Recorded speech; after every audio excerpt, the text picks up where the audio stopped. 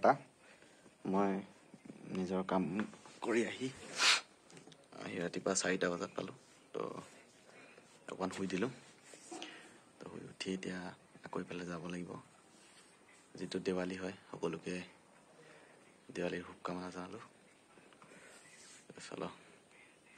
অলপ ফ্ৰেছ হৈ লওঁ তাৰপিছত ফ্ৰেছ হৈ আহিলোঁ তো এতিয়া আমি যাম নীলালং যাব লাগিব তাতে দেৱালী পাতিছে সকলো আমি দেৱালীলৈ যাম বঢ়িয়া লাগিব গৈ আজি হয়তো মোৰ ছেকেণ্ড টাইম হ'ব নীলালং যোৱা জেগাটো বহুত ধুনীয়া ৰাতি নহ'লে দেখাবলৈ চেষ্টা কৰিম কেনেকুৱা লাগে ওলাই যাম এতিয়া জোতাযোৰ অলপ মাৰিবলৈ আছে মাৰিম ওলালোঁ আমি আমাৰ লগত যাব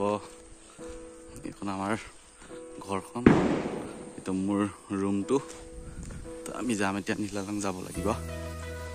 তো চলো গাড়ী লৈ যাম আমাৰ ঘৰটো কি ধুনীয়া কৰিছে দেখিছে নাই আমাৰ ঘৰটো কিমান ধুনীয়া কৰিছে এয়া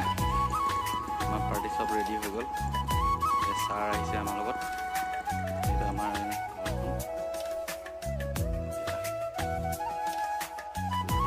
বঢ়িয়া লাগিব বুজি এই চাইডে আমাৰ ধুনীয়া লাগে দেখিবলৈ ৰাতি হ'লে এইটো লাইটটো আৰু ধুনীয়া লাগে দেখিবলৈ বহুত ধুনীয়াকৈ জিলিকি মানুহ ওলাইছে চব যাবলৈ ওলাইছে মোৰ লগৰজন ভিতৰত আছে ছাৰ যাব এতিয়া খাংগাৰ বস্তিৰ কালী মন্দিৰ আমি খাংগাৰ বস্তিৰ কালী মন্দিৰত গৈছিলোঁ কিন্তু তাত বেছি হুলস্থুল হোৱাৰ কাৰণে ক'ব নোৱাৰি মানে গৈছিলোঁ এতিয়া আপোনালোকক দেখুৱাই দিম খাংগাৰ বস্তিৰ কালী মন্দিৰ ইয়াতে বহুত ধুনীয়াকৈ দেৱালী উদযাপন কৰা হয় ইয়াৰ পিছত আমি বেলেগ এঠাইলৈ গৈছিলোঁ তাতো ধুনীয়াকৈ দেৱালী পূজা পাতি আছে এইডোখৰ খাংগাৰ বস্তিৰ আছে আৰু ইয়াতে সিহঁতে গাঁৱৰ নদী আৰু এনেকৈ কোনোবা নদী পেলাই দেৱালী পূজা পাতিছে ইয়াতে ধুনীয়াকৈ ইয়াতে লাইট লগাই সিহঁতে পুৰা এনজয় কৰি আছিলে গ'লোঁ অলপমান গৈ পেলাই গুচি আহিলোঁ আৰু এইফালে ইয়াতে ধুনীয়াকৈ আপুনি দেখিছে ওপৰটো ধুনীয়াকৈ ফুটাই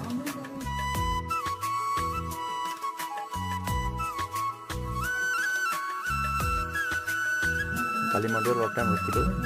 পেলাই তাতে চাহ খালোঁ চাহ লগত গৈছিলে ছাৰে চাহ তাহ খোৱালে চাহটো খাই পেলাই আমি তাৰপিছত প্ৰথম যোৱা কথা আছিলে আমাৰ নীলালং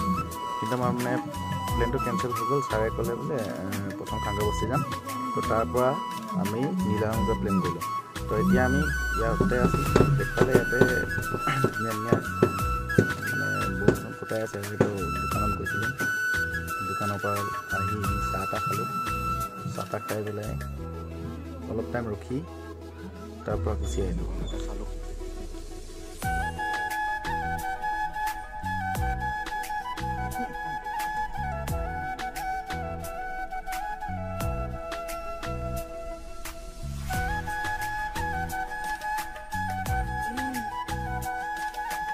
এইটো হৈছে লামডিং জংচন ইয়াতে ষ্টেচন লামডিং জংচন বুলি কয় লামডিং জংচনৰ পৰা অলপ আগলৈ গৈ পেলাই মেইন লামডিং টাউনখন আছে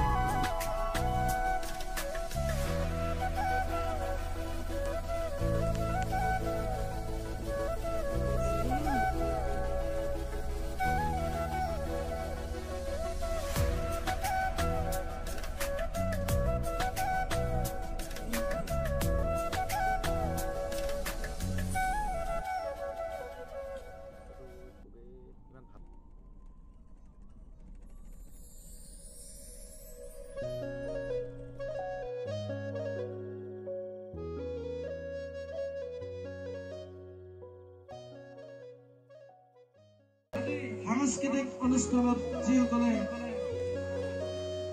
যোগদান কৰিব বিচাৰিছে তেখেতসকলৰ নামভৰ্তিকৰণ আৰু অন্যান্য কাৰ্যসূচীবিলাক ৰূপায়িত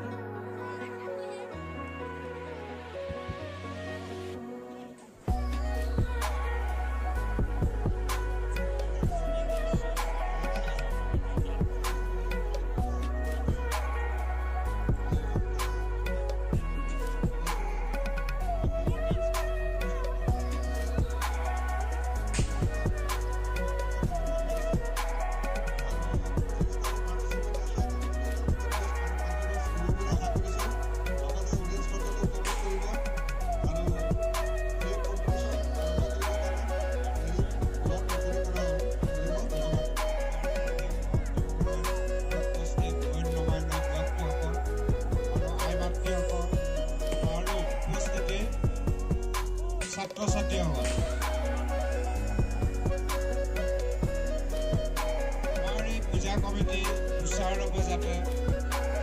হৈ যায় তাৰে কামনা কৰি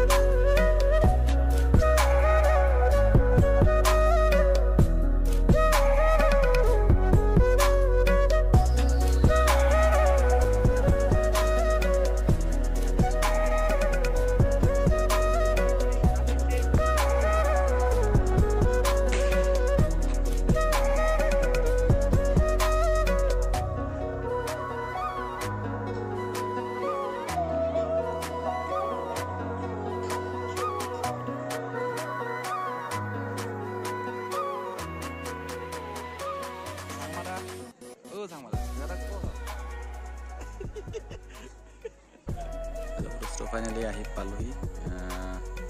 আহিবা এতিয়া শুনো কেনেকুৱা লাগিলে জনাব অলপ